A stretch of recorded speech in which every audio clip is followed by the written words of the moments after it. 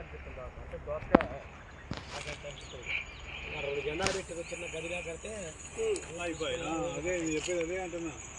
2 రోజుల్లో ఫోటోలు వస్తున్నాడు ఫస్ట్ చికెన్ వేయాలి 2 నాటుకోలు వేయాలి మామూలుగా పూర్వ పడాలి తర్వాత మంచి చిన్న ఫంక్షన్ ఆడ తెచ్చుకొని ఏడపూదలు వేయాలి ఫ్యామిలీ కూర్చోవాలి అది అర్థం అయిపోతుంది.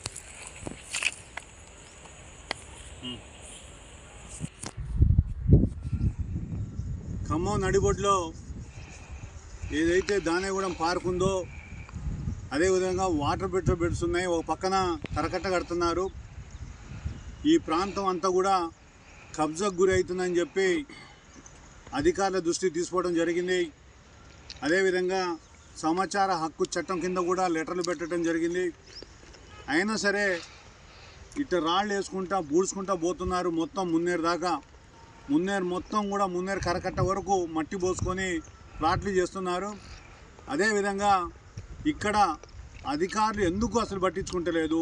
ఇన్ని లెటర్ పెట్టిన మున్సిపల్ అధికారులు అయితే అసలు చలనం లేకుండా వ్యవహరిస్తున్నారు. దీనిలో ఎవరెవరి పాత్ర ఎంత ఉందో అది బయటికి రావాలా, వెంటనే విచారణ చేయాలని చెప్పి సిపిఐ డిమాండ్ చేస్తుంది. గతంలో కూడా చెప్పడం జరిగింది, అయ్యా వాటర్ ఫిల్టర్ బెడ్స్ ఉన్నాయి, ఇక్కడ ట్యాంక్ కట్టి ఉన్నాయి, ఎప్పుడో మా తాత కాలంలో ముత్తాత కాలంలో కట్టారు ట్యాంకులు. ఆ ట్యాంకులు కూడా కబ్జా అవుతున్నాయి. మీరు అక్కడ దాకా అది బౌండరీ చేయండి. రెండవది ఏమో వాటర్ ఫిల్టర్ బెడ్స్ని కాపాడండి. ఇప్పటికే ఖమ్మంలో అది 24 గంటలు నడిస్తే నీళ్ళు వస్తున్నాయి. అది కూడా పోతే ఆ గుట్ట కూలిపోతే అది కూడా పడిపోయే పరిస్థితి ఉన్నది. దీని మీద దృష్టి సాధించాలని చెప్పి డిమాండ్ చేశాం. లేకుంటే మాత్రం ఖచ్చితంగా ఇక్కడ సిపిఐ పార్టీ పేదలతో గుడిసెలేసే కార్యక్రమం చేస్తుందని చెప్పి హెచ్చరిస్తుంది.